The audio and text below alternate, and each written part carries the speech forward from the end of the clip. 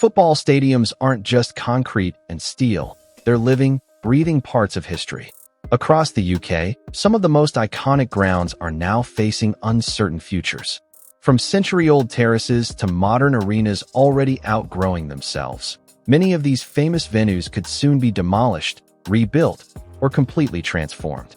In this video, we'll look at 20 legendary stadiums either under threat or set for massive change. Let's explore. 20.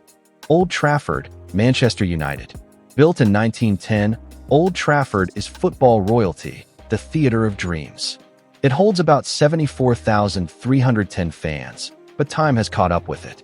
Cracks, leaks, and outdated infrastructure have pushed Manchester United to consider building a brand new stadium nearby, possibly hitting 100,000 seats. The site would be part of a larger Trafford regeneration project. 19. Kenilworth Road, Luton Town. Luton Town's Kenilworth Road is pure English football nostalgia, tight, awkward, and beloved. Built in 1905, it crams about 11,500 fans into terraced houses and narrow lanes. Premier League cameras exposed its quirky charm, away fans entering through back gardens. But the future lies in Power Court, a new 19,500-seat stadium right in Luton Town Centre, already approved. 18. Goodison Park, Everton. Opened in 1892, Goodison Park is the first purpose-built major stadium in England. Its capacity of about 39,500 has hosted generations of Evertonians, FA Cup finals, and even a 1966 World Cup semi-final. But Everton's future now sits on the Mersey waterfront at Bramley-Moore Dock, a modern 52,888-seat stadium. The plan is to demolish Goodison and turn the site into the Goodison Legacy Community Project. 17. St. James Park, Newcastle United. St. James Park dominates the city skyline, a 52,305-seat cathedral of noise since 1892. Newcastle United's passionate fanbase makes it one of Europe's loudest arenas. But limited space and surrounding heritage buildings have boxed it in. The new Saudi-led ownership group is studying a master plan, possibly expanding massively or even building a new stadium nearby. 16. Fratton Park, Portsmouth. Fratton Park, home to Portsmouth since 1899, holds around 20,900 fans and oozes old-school charm. The park boasts tight stands, rusting beams, and a deafening South Coast roar. But local planning papers show long-term options to redevelop the area, possibly including full demolition or a new mixed-use site.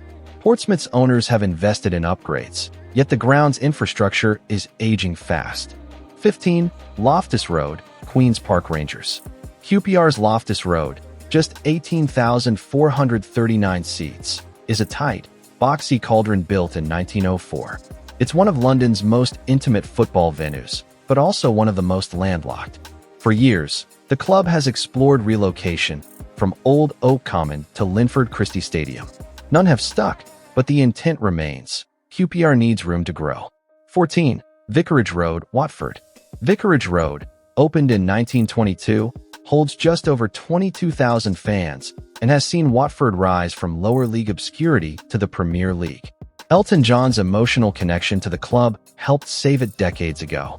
But behind the scenes, ownership has looked at options for a new, larger stadium closer to major transport links. Space is limited, and expansion would mean major structural changes or a total rebuild. 13. Selhurst Park, Crystal Palace. Selhurst Park, opened in 1924 and home to Crystal Palace, packs around 25,486 fans into South London's lively terraces. The club has had redevelopment plans in play for years, including a £100 million new main stand that would increase capacity to 34,000. To do that, the existing main stand must be demolished, marking the first major rebuild in decades. 12. Tynecastle Park, heart of Midlothian. Tynecastle has stood in Edinburgh since 1886, one of Scotland's oldest football homes. Heart's 20,099-seat ground sits tight against housing, limiting growth. The club has already rebuilt the main stand, but wider redevelopment talk keeps circling. There are ideas for either a phased rebuild or, in the distant future, a new stadium elsewhere. 11. The Den, Millwall, London, England. Millwall's home since 1993, the Den sits in South Bermondsey with a capacity of just over 20,000. It replaced the old Den in Cold Blow Lane, a ground famous for its intimidating atmosphere. But despite being one of the newer English grounds of the 1990s, Millwall's ownership and Lewisham Council have long discussed major regeneration plans around the site. 10. Lochside, Greenock Morton / Capello Park area. Capello Park, Morton's long-serving home since 1879, is one of Scotland's most historic and characterful grounds. It holds around 11,100, though only part is seated. The club has been based in Greenock for nearly 150 years, but talk of moving to a new Lochside stadium has gathered pace. The proposed Lochside site would deliver a modern community stadium. 9. Hillsborough, Sheffield Wednesday. Built in 1899, Hillsborough remains one of the most iconic and emotionally charged stadiums in English football. With a current capacity of 33,800, it's known worldwide for both its atmosphere and the tragic 1989 disaster. Recently, though, the ground has fallen behind modern standards. Wednesday's ownership faces big decisions. Talk of a new stadium elsewhere in Sheffield keeps resurfacing. 8. Stamford Bridge, Chelsea. Built in 1877 and rebuilt several times, it now holds around 40,300, small by Premier League standards. Since Roman Abramovich's era, the club has chased expansion plans to around 60,000 seats, but the site's tight West London footprint makes it nearly impossible. The latest ownership under Todd Boehly revived plans for a complete rebuild, possibly forcing Chelsea to relocate temporarily. 7. Emirates Stadium, Arsenal. It might sound strange to include a modern stadium like the Emirates, opened in 2006, but Arsenal are reportedly exploring major redevelopment options. With a current capacity of 60,704, it's already one of the Premier League's biggest, but Arsenal's matchday demand still exceeds supply. Discussions around adding up to 10,000 more seats, improving acoustics, and expanding hospitality suites have circulated for years. 6. The Valley, Charlton Athletic. Charlton's Valley has one of English football's most emotional histories. Originally opened in 1919, it was once one of the largest stadiums in the country, holding over 75,000 in its heyday. Today, it seats around 27,000, tucked into a hollow in southeast London. There have been discussions about relocating or redeveloping the Valley, depending on who controls the club. 5. Bramall Lane, Sheffield United. Bramall Lane, opened in 1855, is officially the oldest major stadium still hosting professional football. It holds around 32,000 today and oozes history. United's rise back to the Premier League sparked talk of modernizing the ground, especially the Kop and John Street stands. The club's hierarchy has floated the idea of partial demolition and reconstruction to add capacity and upgrade facilities. 4. Stadium of Light, Sunderland. Opened in 1997, the Stadium of Light still looks modern at first glance, but inside, it's beginning to show its age. With a capacity of 49,000, it remains one of the largest stadiums in the Championship. Sunderland's owners have spoken about long-term expansion, possibly taking it to 60,000 if the club returns to Premier League status. 3. Anfield, Liverpool. Liverpool's Anfield is sacred ground, built in 1884, expanded several times, and currently seating around 61,000 after the latest Anfield Road stand project.